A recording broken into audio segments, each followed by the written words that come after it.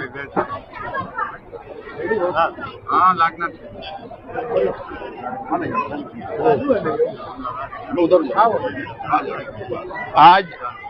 High court से किला बस्ती को सभी लोगों को स्टे मिल गया। अल्हम्दुलिल्लाह, मैं यहाँ पर जो भी लोग हैं उनका भी शुक्रिया अदा करता हूँ कि आखिरी तक लड़े। कल जब हमसे कहा गया रात में 12 बजे कि यार इसमें मदद करो, तो हमने हमारा वकील भी दिया, हमने हमारे कागजात भी दिए और जो पिटीशन पहले से दाखिल थी वो पिटीशन भी दिया, ताकि फ़ौरन लीगल टीम भी हमारी थी और इत्मीनान से सबका काम हो गया। आसिफ शेख साहब और मेरी रात में ये बात हुई कि अगर कोई हमारे मुखालिफ भी है लेकिन घर है, लोगों के मकानात हैं, तो इंसानियत यही बोलती है कि उनकी मदद करना चाहिए और हमने पूरी मदद की। मैं दोपहर में बस्ती में घूमा था, बच्चे और ख्वातीन को देखा नहीं जा रहा था, ऐसे हालात थे। अभी भी जब बस्ती में आए हैं तो लोगों ने अभी तक खाना नहीं बनाया, दिन भर से खाना नहीं खाए। मैं तमाम ही बस्ती वालों से कहूँगा कि आप इत्मीनान रखिए, खाना खाइए और 17 जून तक अभी स्टे है और कोशिश हमारी यही रहेगी कि इंशाअल्लाह इंसाफ मिलेगा इस बस्ती को और मुकम्मल इंसाफ मिलेगा। लड़ाई बहुत बड़ी है, ताकत सरकार की थी, फिरका परस्तों की थी। अगर हम कोर्ट नहीं जाते तो कल सुबह हमें कोई नहीं बचा सकता था।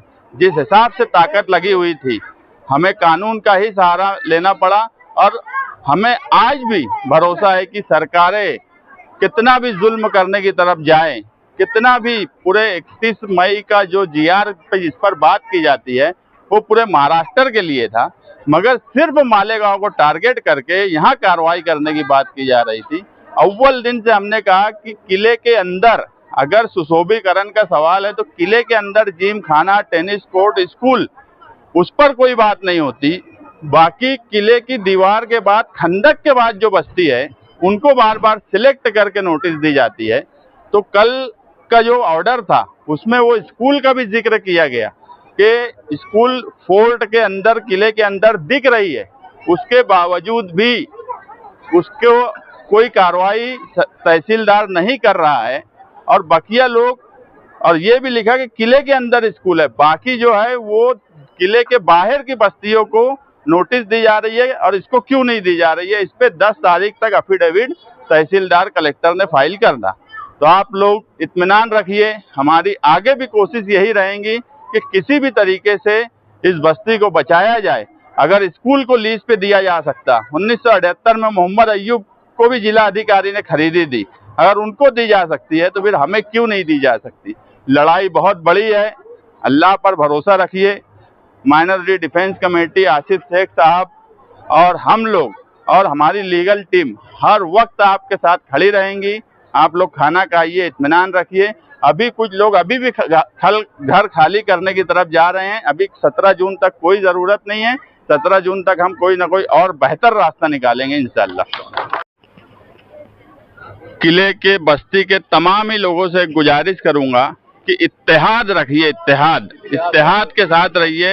माइनॉरिटी डिफेंस कमेटी आपके साथ हर वक्त खड़ी रहेंगी, मगर आप लोग इत्तेहाद रखिए।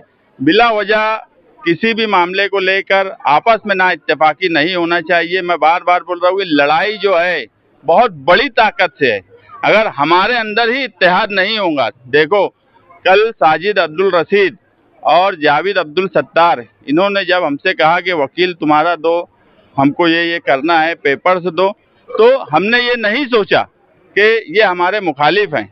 हमारे लिए ज़रूरी ये था कि यार गरीब लोगों के घर हैं और यहाँ पर सियासत नहीं होना चाहिए, इनकी मदद होना चाहिए। आसिफ शेख साहब भी मुझे यही बोले कि हर हाल में उनकी मदद करो, किसी भी सूरत में उनका मामला कोशिश करो कि रुक जाए, और हमने कोशिश की। मगर बस मैं यही बोलूँगा कि इत्तेहाद रखिए, पूरे लोग महल्ले के इत्तेहाद के साथ रहिए, क्योंकि मैं देख रहा हूँ कि मामूली बात को बिला वजह की बात बनाकर आपस में इंतजार हो रहा है।